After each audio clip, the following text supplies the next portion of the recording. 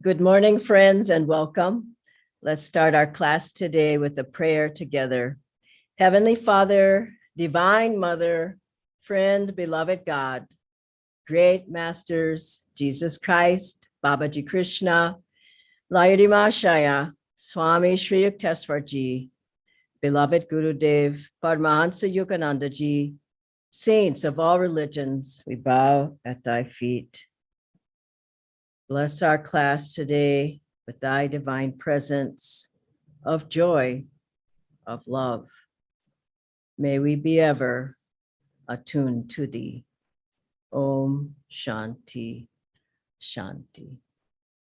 We'll hear a song now, I Live Without Fear, which is also the topic for today. And then we'll hear a brief excerpt from a talk by Swami Kriyananda Ji, actually a video clip. Welcome again, friends.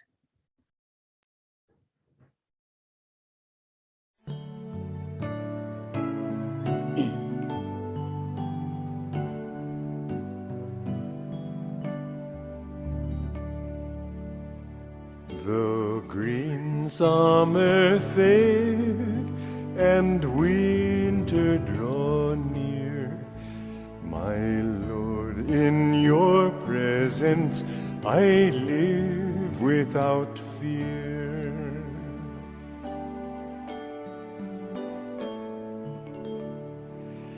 Through tempest, through snows, through turbulent tide, the touch of your hand is my strength and my guide.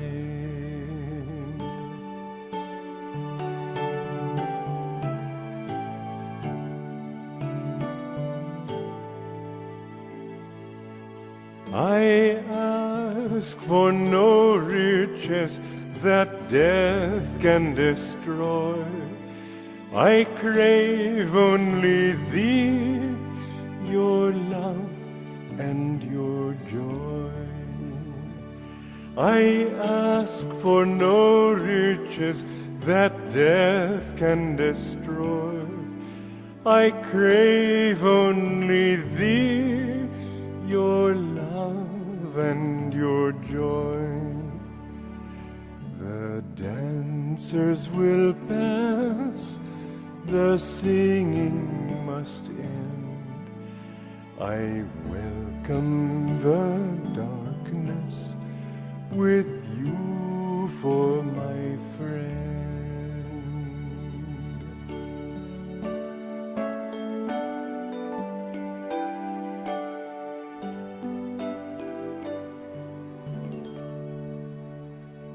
The green summer fade and winter draw near. My Lord, in your presence I live without fear.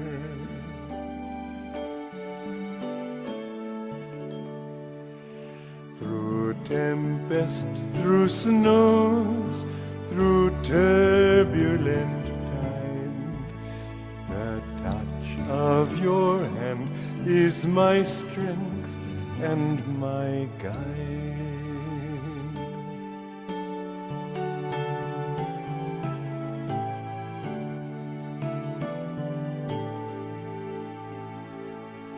I ask for no riches that death can destroy. I crave only thee, your love and your joy. I ask for no riches that death can destroy. I crave only thee, your love and your joy.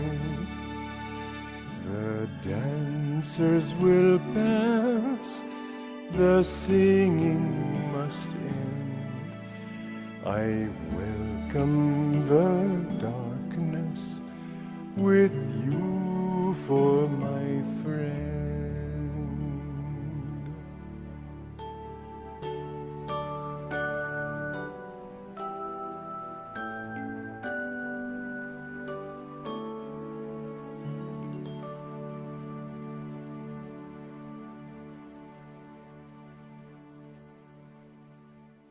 fear is usually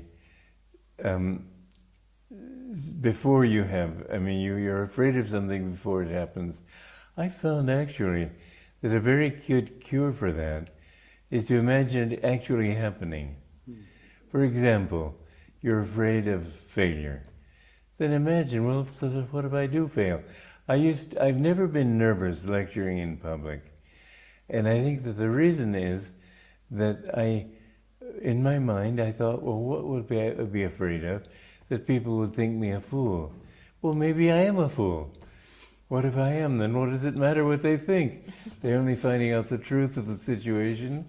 And so I never got nervous about it. But the thing is, too, that with pain, if you're usually, like in Alice in Through the Looking Glass, the White Queen, I think it is, who suddenly says, oh, and Alice says, what's the matter? I'm going to prick myself with a pin. Everything's backwards, so she sees the future that way.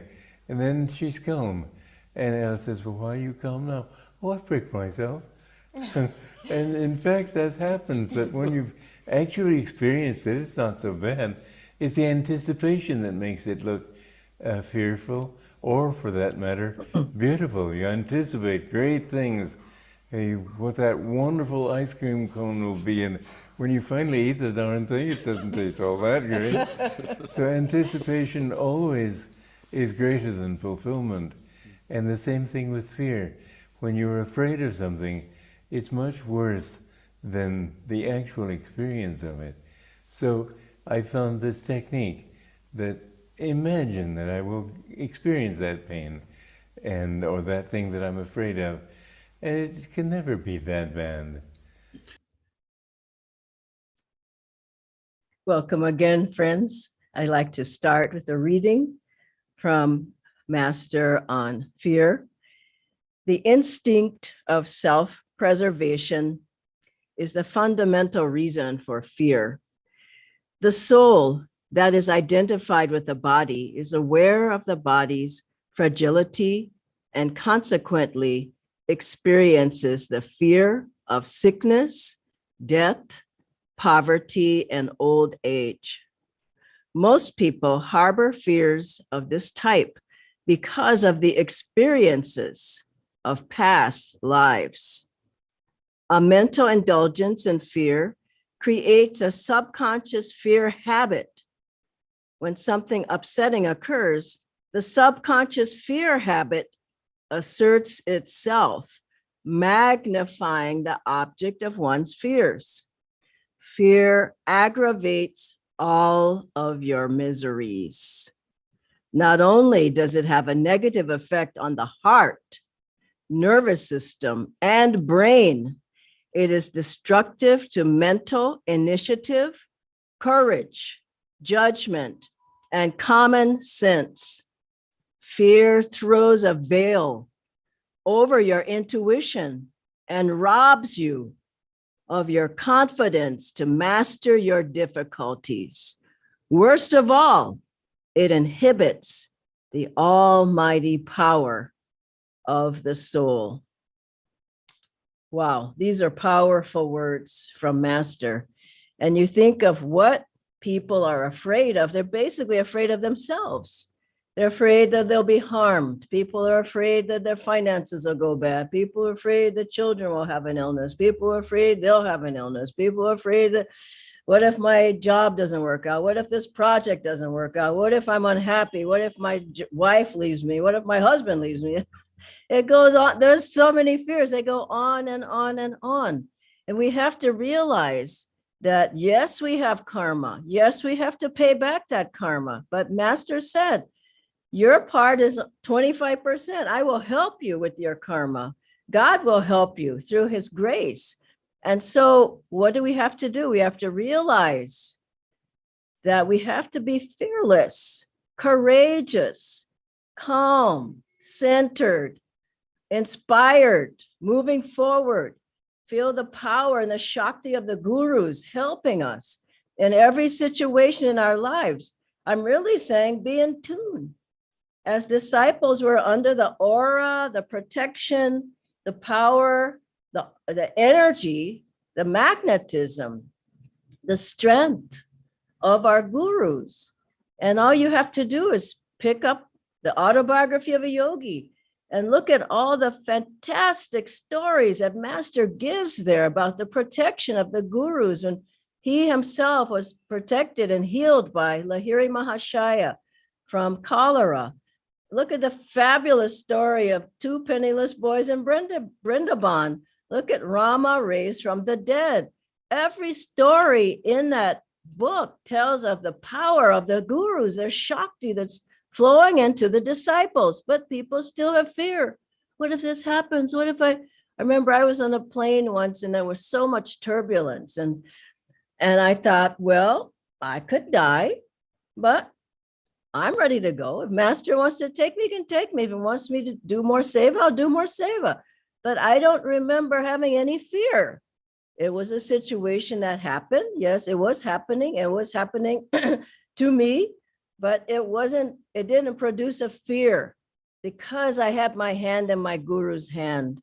And I think that's the most important thing. You read the stories of the new path and hear Swamiji's stories of the protection of Master, the Norman in the flatbed truck going down the hill at Mount Washington, that hill there, and the brakes went out. And Norman says, one of the disciples, he says, Master, is this what you want? And he was about to just crash. And the truck just came to an easy stop and he was saved.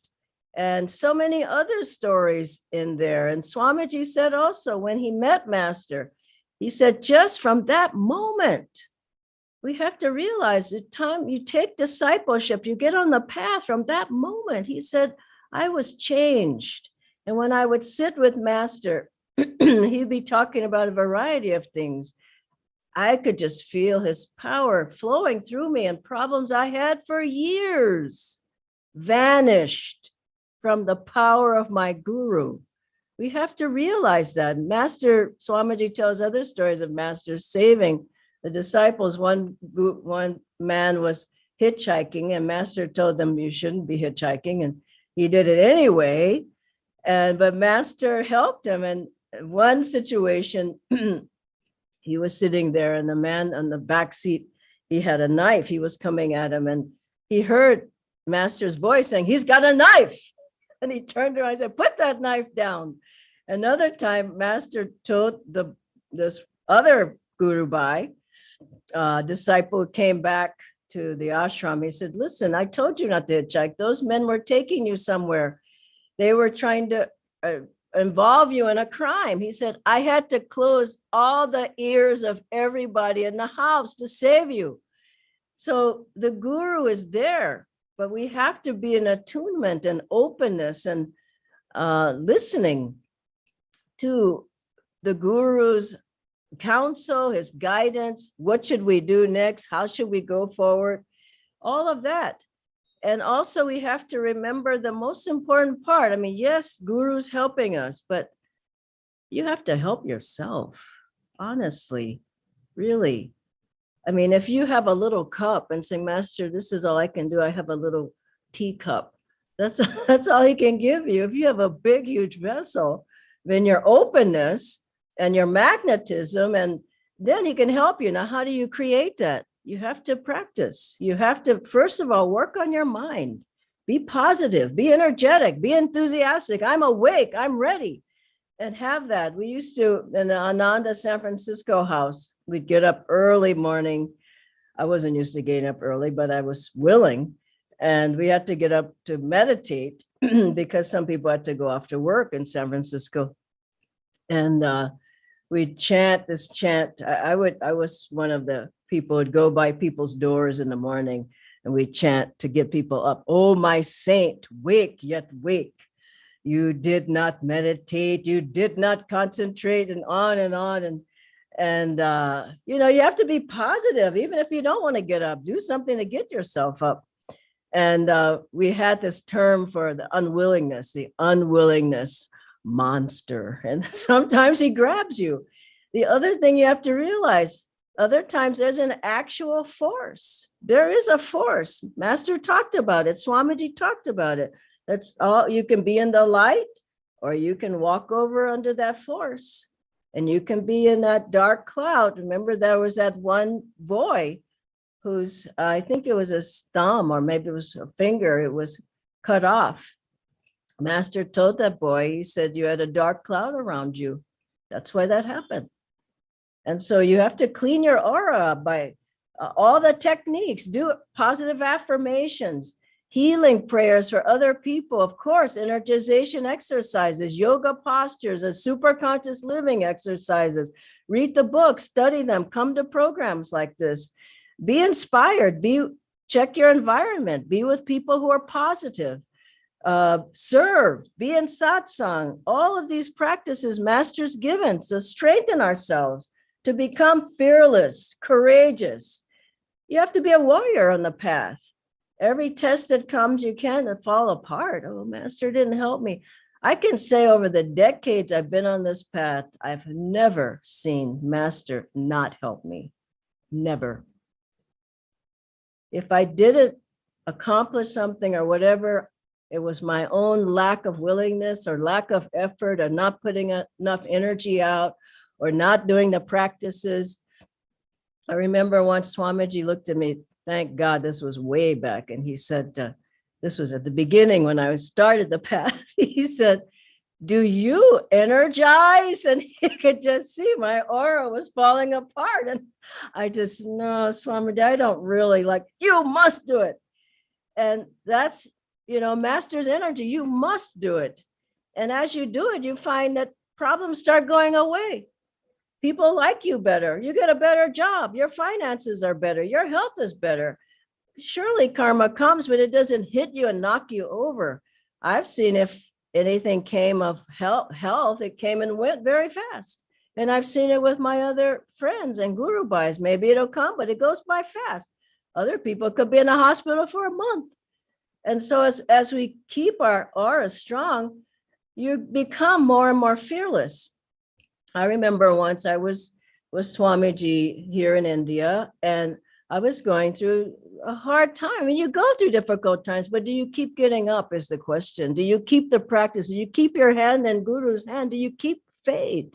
I know he's going to pull me out. You have to have the faith. And I remember talking to Swamiji, and I said, I'm energizing, I'm affirming, I'm teaching, I'm doing everything I can do, but I'm not pulling up out of this. And he just said, just don't worry. And I thought, he's not worried. I'm the one with the problems. And so but then he said, don't worry, it's going to pass. And believe it or not, I couldn't believe it myself until it happened to me. The very next day it was gone.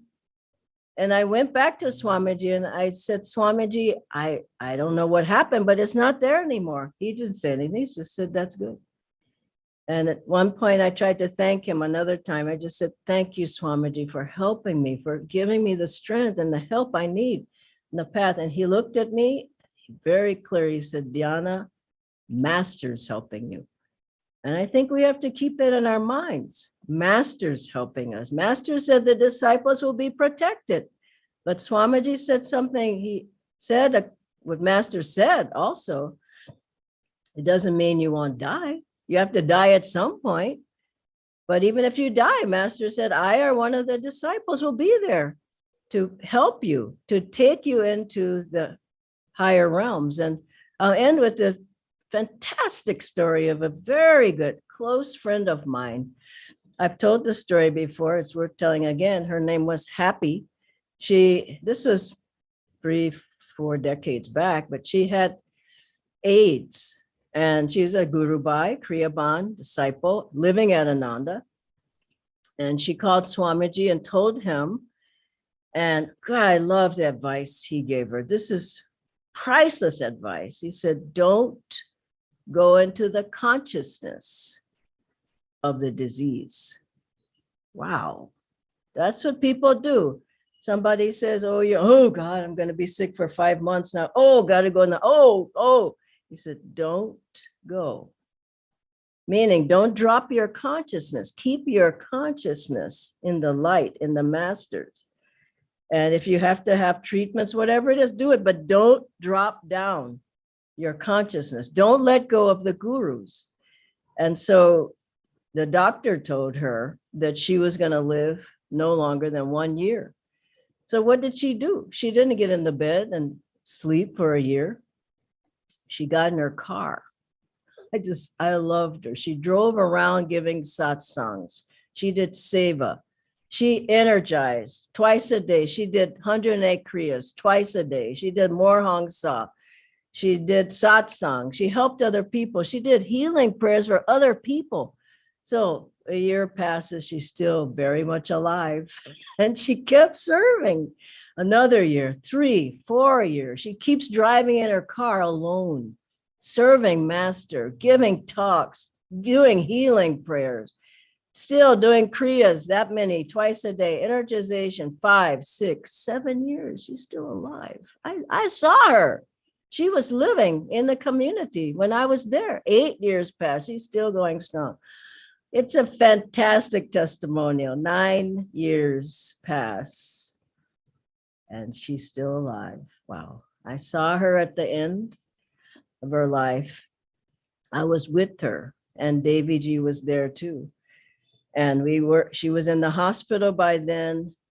I could barely recognize her at that point. And we went there and we got a harmonium and we were chanting and we just knew she was hearing the chanting. We were like cheerleaders cheering her into the next life. And I took her hand and I said, "Happy, I know you hear me. Squeeze my hand if you know we're here." And she immediately, that strength of a disciple, fearlessness, that strength. And what happened to her? She came out of the coma. She was in a coma. They said she came out of the coma and she sat up and she lived another day or two.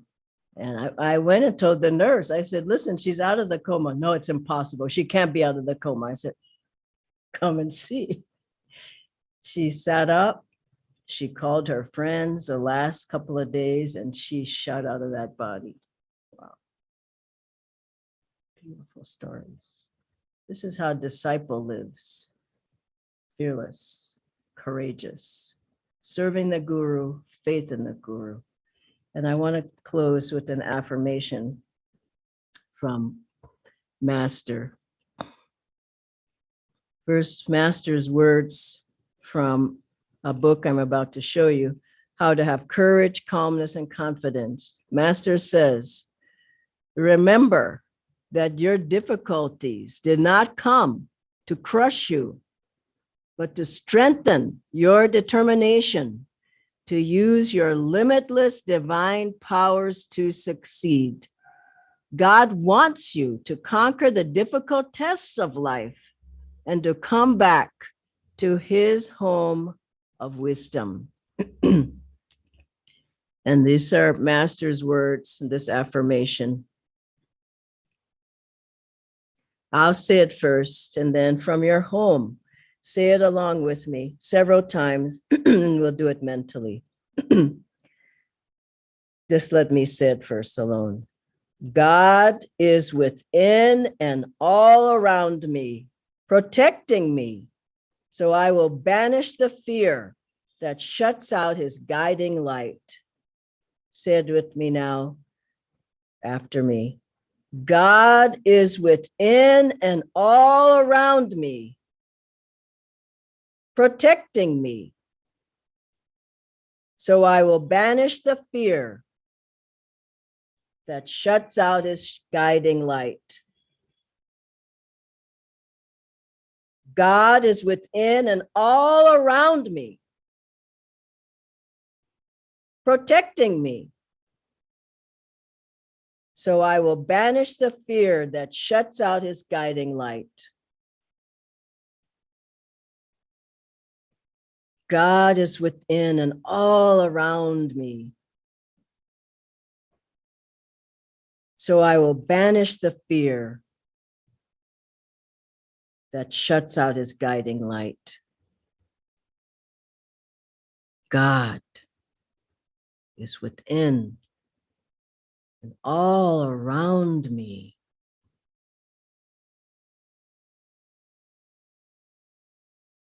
So I will banish the fear that shuts out his guiding light. Say it mentally now, strongly gazing up at the spiritual eye. God is within and all around me. So I will banish the fear that shuts out his guiding light.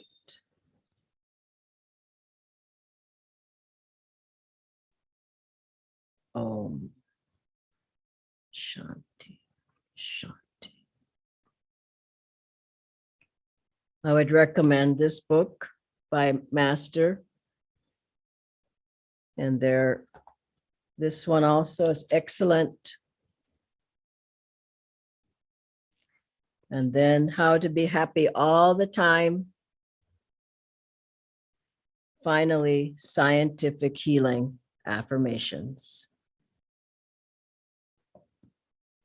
God bless you.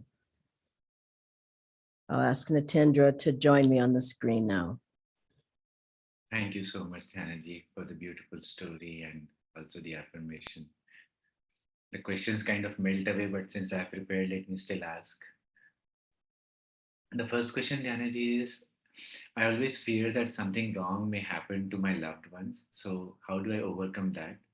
Master can protect your family. You pray to the gurus, protect my family, friends, people who you pray for, your co-workers, your neighbors, whoever. But you have to offer your family, your children up to God and gurus. And that's not always easy to do because of the attachments. But I think it's a test for parents. The child gets sick, the child doesn't go to the college you want them to go to, the child doesn't marry who you want them to marry, on and on and on. But really, the child has his own karma, his own destiny, his own dharma. And if you keep offering to God, this child belongs to you. You must take him or her and bless them and protect them. And then you have to, at a certain point, just the karma is there. But your good karma also goes to the child, and the whole lineage of your family is good karma. So I know a Nadi reader told me that, because I asked about my mother, and I said, I'm not there. I haven't been there for nearly 20 years.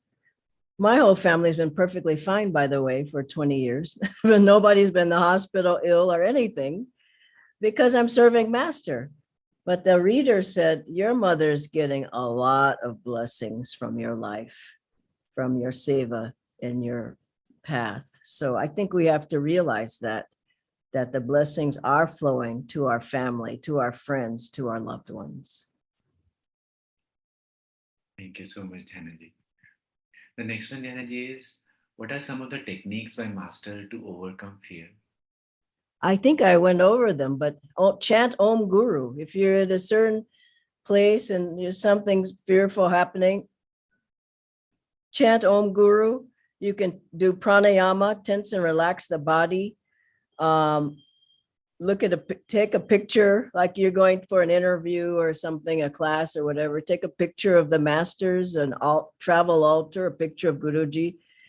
When I would ride on the rickshaws in Delhi, not the auto rickshaws, but the other ones that were drawn, bicycle rickshaw. I was putting my life in danger, but I always had a picture of Lahiri Mahashaya with me. Not just, he's protecting me. Then after a while, that's the other thing, don't put yourself in dangerous positions. I thought, why am I on a bicycle rickshaw? I said, I'm just endangering my life. And so Lahiri Mahashaya did protect me, but also I think he was saying, get in a car if you can. So next question. Yes, Dhanaji, one last question. Why do we never feel fearful when we are in company of Guru Bhais? The vibrations are different with the Guru Bhai, isn't it? You go to the center, I have to say that I'm here in Pune, as maybe you all know, and we've moved the spiritual director's home to another place. Very nice, very beautiful, small, but very nice. But I have to say, I went to someone else's house nearby, and not a guru bhai, just to meet and greet the neighbors. And it was a very different vibration there. Very different. I mean, we don't realize the light that is in the ashrams, in the centers, in the homes of devotees and guru bhais. We don't realize. I think the masters visit and they bring that light. And anytime you're doing kriya in your home, you're creating light. You do kriya at the ashram and the centers, you're energizing there. There's satsangs, there's joy, there's prasad. There's times together like that. I mean, we live in very uplifting environments.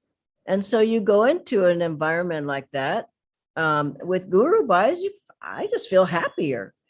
You go out with somebody who's always nagging, I mean, it's just like, gee, what's happened to you? It's just, they don't have a joyful life and they're not living in light. So, I mean, we're very blessed to be on this path, to have all of our gurus, have master protection, to have Babaji protecting us, to have Swamiji there, all the teachings, all the books, all the music, all the ashrams, all the centers, communities. I mean, really, I think we shouldn't complain at all. So guru bhais are typically happy. And if you're not, get happy. I mean, why would you be unhappy? And last thing I'll say is Master said about unhappiness, he said it's a self-created darkness. Wow. You created yourself. So like you can, if you did that, you can undo it. So be with other guru bhais, get to the centers, get on these classes. And there's really no reason for devotee to be down and out. We should be awake and ready and joyful and happy. Have a wonderful day. God bless you all. And thank you, Nitendra. Bye-bye.